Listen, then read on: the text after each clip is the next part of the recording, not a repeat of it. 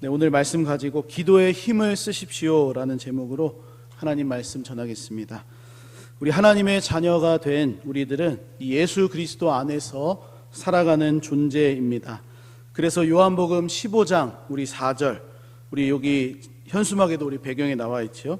예수님께서 말씀하시기를 내 안에 거하라, 나도 너희 안에 거하리라. 가지가 포도나무에 붙어 있지 아니하면 스스로 열매를 맺을 수 없음 같이 너희도 내 안에 있지 아니하면 그러하리라. 이렇게 말씀하셨습니다. 그러니까 우리가 이 하나님이 기뻐하시는 열매를 맺는 그런 신앙생활을 하기 위해서는 누구 안에 거해야 된다는 말씀입니까? 예수 그리스도 안에 거해야 되고 예수님께 붙어 있는 가지로서 살아가야 된다라는 것입니다. 그렇다면 우리가 예수님 안에 거하고 이 예수님께 붙어 있는 가지로서 살기 위한 신앙의 자세는 무엇이 있겠습니까? 성경에 다양한 모습이 있겠지만 가장 기본이 되는 것이 있다면 기도라고 말할 수 있겠습니다. 예수님께서도 이 땅에 몸을 입고 오셔서 사시는 동안 하나님 아버지와 친밀한 교제를 무엇으로 하셨을까요? 바로 기도하시는 것으로 가지셨습니다. 그래서 예수님은 하나님과 동일한 본체이셨지만 몸을 입고 이 땅에 오신 이후로는 굉장히 바쁜 시간을 보내시는 동안에도 시간을 따로 구별하셔서 한적한 곳으로 가셔서 항상 기도하셨던 것을 우리가 성경을 통해 보게 됩니다. 그러므로 예수님께서 이 하나님 아버지와의 친밀한 관계를 위해 기도하신 것처럼 하나님의 자녀가 된 우리도 기도를 통해 예수님 안에 거하는 삶, 예수 그리스도께 붙어 있는 삶을 살아야 하는 것입니다.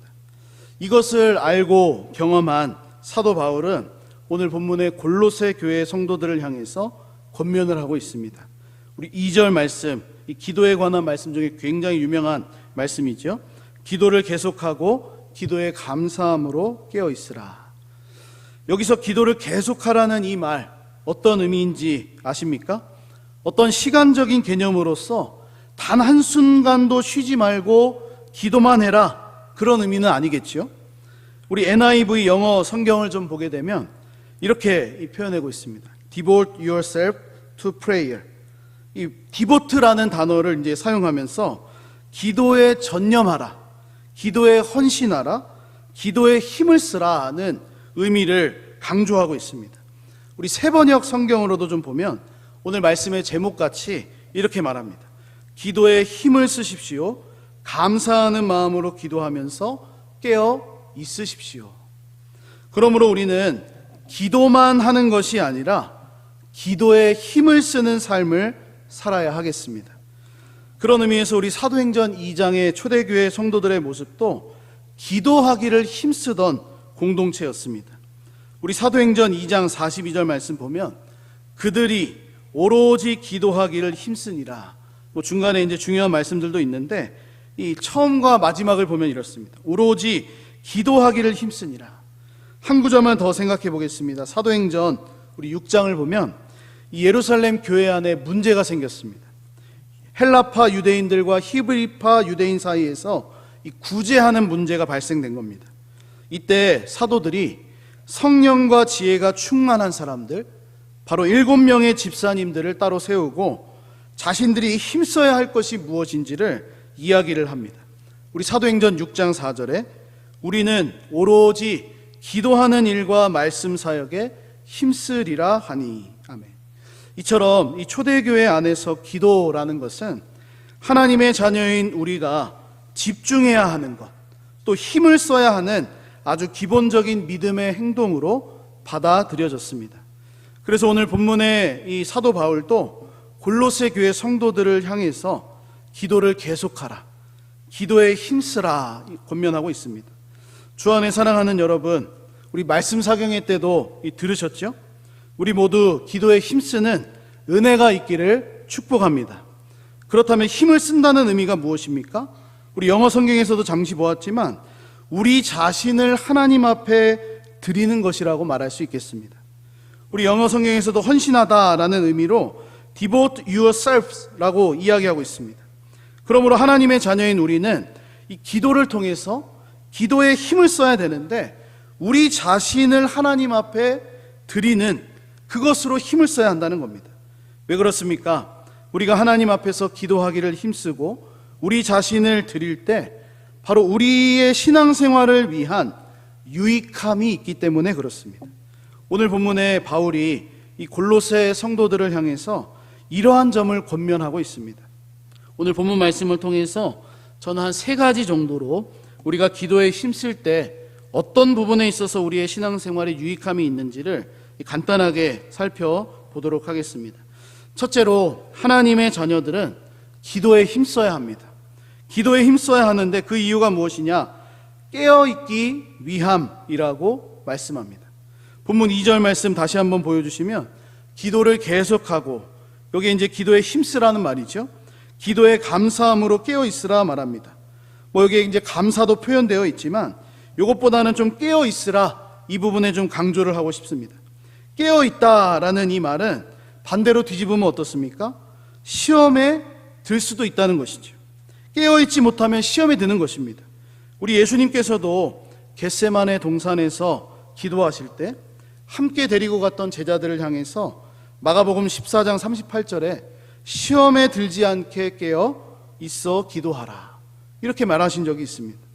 또한 제자들에게 주기도문을 가르쳐 주시면서도 우리를 시험에 들게 하지 마시옵고 라는 그런 기도의 내용도 포함되어 있습니다. 그러므로 우리는 이 기도에 힘을 쓰는 삶이 되어서 시험에 들지 않아야 하겠습니다. 깨어있는 삶을 살기 위해서 기도에 힘써야 한다라는 것입니다. 특별히 이 땅을 살아가는 하나님의 자녀들, 우리들, 이 기도의 삶을 산다는 것은 우리의 삶의 곳곳에 놓여있는 시험들, 유혹들, 그것에 넘어지지 않고 깨어있기 위해서 기도하는 것입니다.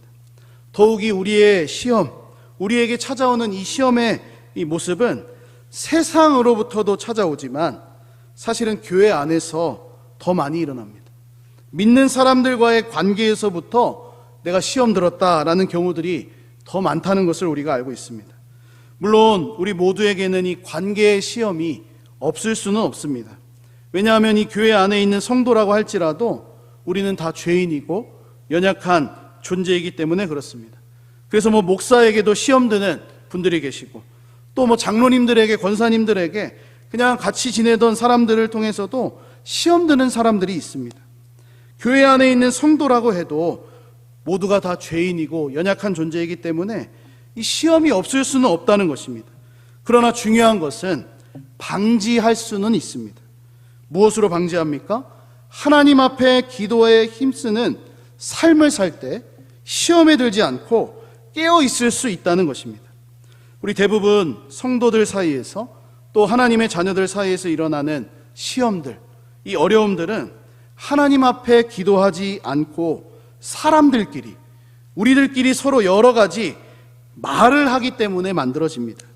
그러므로 우리는 나와 같은 생각을 가진 그 사람들, 그 성도들에게 먼저 말하기보다 하나님 앞에 나와서 기도하는 것을 먼저 선택해야 되겠습니다. 그것이 기도에 힘쓰는 삶입니다. 우리의 신앙생활을 위해서 시험 당하지 않고 깨어 있을 수 있는 믿음의 자세입니다. 기도함으로 우리 자신을 먼저 드릴 때, 우리의 마음을 하나님 앞에 쏟아 놓을 때, 내가 겪은 원통함, 억울함, 관계의 문제들을 기도하면서 하나님 앞에 내려놓을 때 우리는 시험 당함으로부터 이길 수 있는 능력을 얻게 됩니다. 주 안에 사랑하는 여러분, 기도에 힘쓰시기를 바랍니다. 모든 일에 기도가 우선되어질 수 있기를 바랍니다. 하나님 앞에서 우리 자신을 먼저 드리기로 선택할 수 있기를 축복합니다. 그래서 이 세상으로부터 오는 시험들, 유혹들, 거기에서부터도 우리 자신을 지켜나가고, 또 교회 안에서도 사람들과의 관계를 통해서 찾아오는 그 시험으로부터도 깨어 있기를 위해서 기도에 힘쓰는 우리 모두가 될 수 있기를 소망합니다. 저는 확신합니다.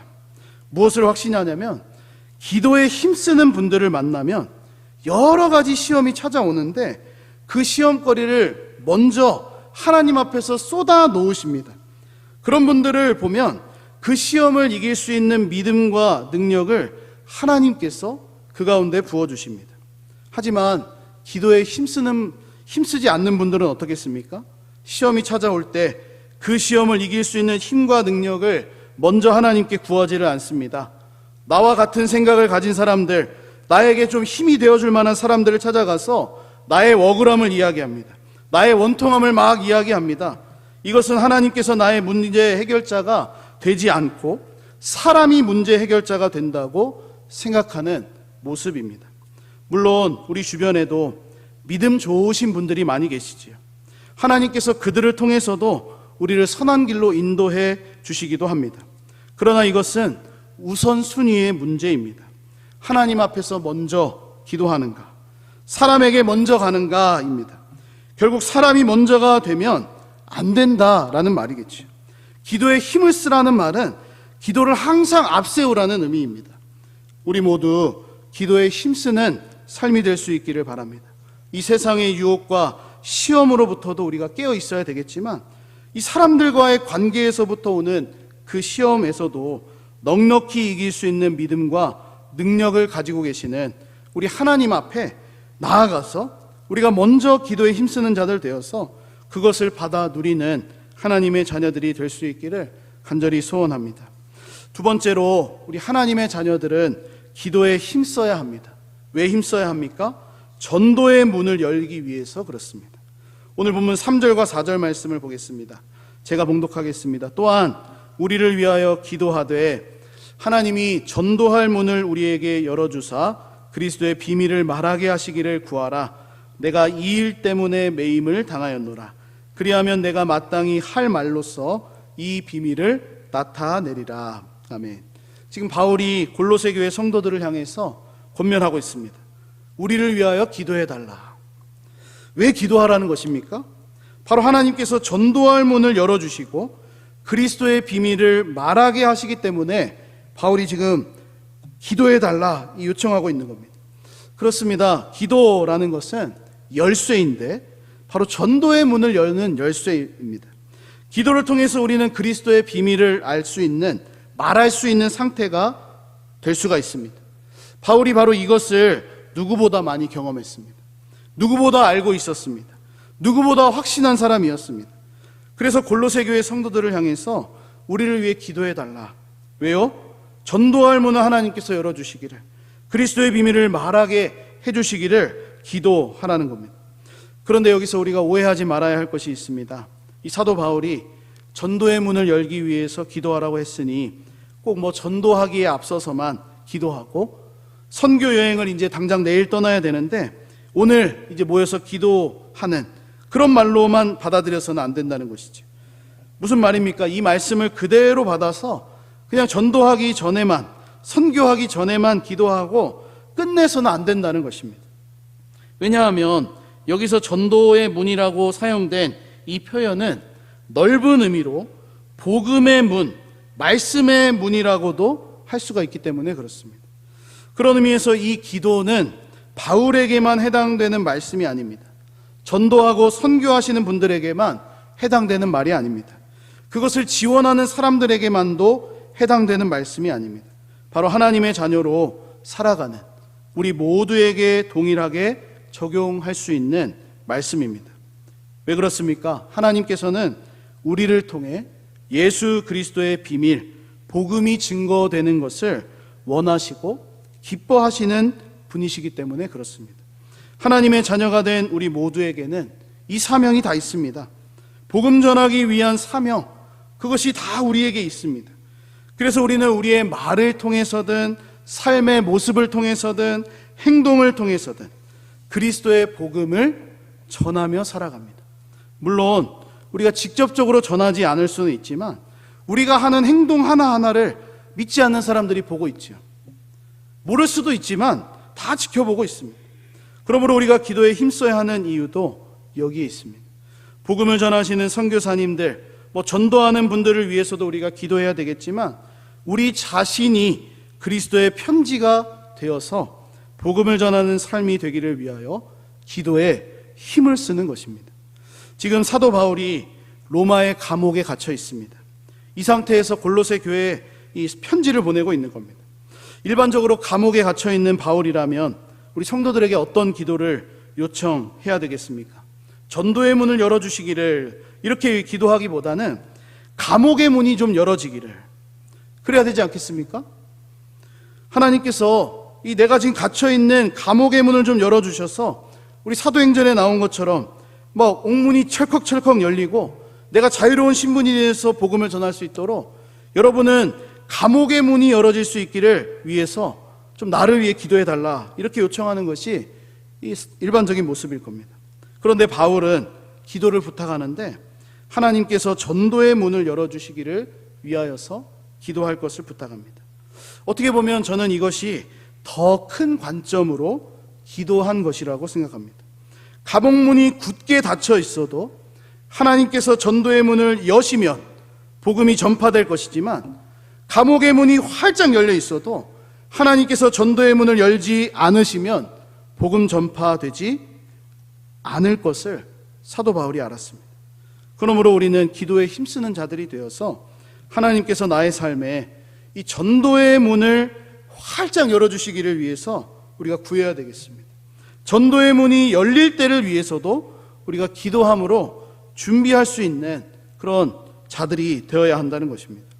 마지막 이 세 번째로 나누고 싶은 것은, 우리 하나님의 자녀들은 기도에 힘써야 하는데 어떻게 힘써야 됩니까? 은혜로운 말을 하기 위해서 기도에 힘써야 합니다. 오늘 본문 5절과 6절 말씀입니다. 요거는 한번 같이 보겠습니다. 5절과 6절 다시 한번 보겠습니다. 시작. 외인에게 대해서는 지혜로 행하여 세월을 아끼라. 너희 말을 항상 은혜 가운데서 소금으로 맛을 냄과 같이 하라. 그리하면 각 사람에게 마땅히 대답할 것을 알리라. 아멘. 하나님의 자녀들, 기도하는 이유가 무엇입니까?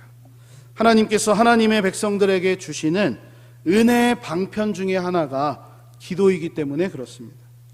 일반적으로 우리는 하나님께서 우리에게 은혜 주실 때 보편적으로 세 가지 방법을 통해서 주신다고 믿습니다. 물론 특별한 상황에서는 하나님께서 그냥 직접적으로 은혜를 주실 수도 있겠지만 일반적으로는 세 가지입니다. 바로 말씀과 기도와 성례입니다. 이것이 보편적으로 우리에게 주시는 은혜의 방법입니다.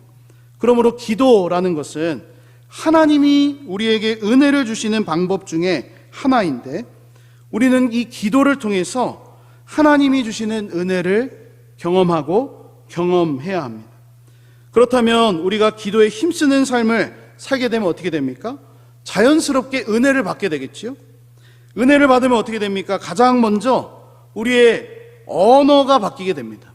우리의 말이 바뀌게 되는 것입니다. 왜요? 기도는 우리의 말로, 우리의 언어로 하나님 앞에 나아가는 것이기 때문에 그렇습니다. 죄송합니다. 기도하면서 욕하시는 분들은 안 계시죠? 기도하면서 불평과 원망, 짜증 이런 것들 말하는 분은 별로 없으시죠? 물론 이 불평할 수도 있겠지만 대부분은 다 은혜로운 말로 기도할 것입니다. 좋은 말로 하나님 앞에 기도하실 겁니다. 그러니까 우리는 이 기도에 힘쓰는 삶이 되면 하나님이 주시는 은혜를 받게 되는데, 우리의 언어도 은혜로운 말을 더 사용한다는 것입니다. 그러면서 우리의 말도 바뀌는 것이죠. 만약 내가 기도는 많이 하는데 언어 생활이 달라지지 않았다면, 만약 내가 기도는 한 50년 정도 했는데 여전히 내 말이 거칠고 투박하고 여전히 은혜로운 말이 아니라면, 그것은 지금까지 은혜 받지 못하는 기도를 하고 있다 또는 했다라는 반증일 것입니다. 우리 세상에서도 어떤 말을 반복적으로 하는 이 사람을 가리켜서, 아니 저 사람은 죄송하다는 말이 입에 붙은 사람이네, 이런 표현을 사용합니다. 그만큼 그 사람이 하는 말 중에 죄송하다라는 이 말을 평소에도 너무 많이 사용한다는 것이죠. 그 말이 입에 붙은 사람이라는 겁니다. 아주. 저는 기도하는 것도 마찬가지라고 생각합니다. 우리 입술에 좋은 말이 붙어야 하는 것처럼 우리는 항상 기도하면서 우리의 언어와 이 말에 있어서 하나님이 주시는 은혜를 받아서 은혜가 입에 붙은 사람들이 되어야 하는 것입니다. 오늘 본문도 그런 의미에서 바라보면 외인에게 대하여, 믿지 않는 사람들에 대하여 우리의 말을 소금으로 맛을 내는 것처럼 은혜로운 말을 해야 한다는 것입니다. 이것이야말로 지혜롭게 행하는 것이고 세월을 아끼는 성도의 삶입니다. 주 안에 사랑하는 여러분, 우리의 입에 이 하나님의 은혜가 붙게 되기를 축복합니다. 하나님의 은혜가 충만할 수 있기를 바랍니다. 그러기 위해서 우리가 기도하는 것입니다. 정말 하나님 앞에서 자신을 돌아보고 신실하게 사신 분들을 제가 만나면 그분들의 입에서 나오는 말, 언어 생활, 은혜로 충만하신 것을 볼 수 있습니다. 그러나 그렇지 못한 분들도 많이 계시지요. 우리 모두 이 신실한 믿음의 선배들을 따라서 기도에 힘쓰는 신앙생활을 통해 우리의 언어와 말이 은혜 가운데서 소금으로 맛을 내는 것처럼 변화될 수 있기를 소망합니다. 말씀을 마무리하고 정리하겠습니다. 사도 바울은 골로새 교회 성도들에게 마지막으로 권면하고 있습니다. 그러면서 마지막으로 하는 권면이 무엇입니까? 기도에 힘쓰라는 것입니다. 그만큼 이 기도가 중요하다는 말이기도 하면서 하나님의 자녀들이 기도하는 이유는 성도들의 신앙생활과 아주 밀접한 관련이 있다는 말이기도 합니다. 이 뒤에 보면 실제로 7절부터는 이 끝 인사입니다. 뭐 두기고가 어쨌고 또 뭐 특별히 그는 어떻게 됐고 오네시모는 어떻게 됐고 뭐 아리스다고의 바나바 뭐 이렇게 쭉 나옵니다. 이 뒤에는 그냥 이제 인사와 문안과 어떤 자기의 개인적인 감사의 내용을 담고 있습니다. 골로새 교회 성도들을 향해서 마지막으로 바울이 권면하는 것은 기도에 힘쓰라는 겁니다. 그러면서 이 기도를 통해서 깨어있는 삶을 살고 또 전도의 문이 열어질 수 있기를 항상 기도하고 또 은혜 가운데서 말을 할 수 있기를 위해서 기도에 힘쓰라고 우리에게 권면해 주고 있는 겁니다. 그만큼 기도가 중요하다는 것이겠죠. 그러므로 우리는 이 본문 말씀을 통해 나누었던 세 가지를 기억하면서 우리가 시험에 들지 않기를 위해서 기도하고 복음의 문이 열어질 수 있기를 위해서도 또 은혜로운 입술이 되기 위해서도 기도할 수 있는 우리 모두가 될 수 있기를 예수님의 이름으로 축복합니다.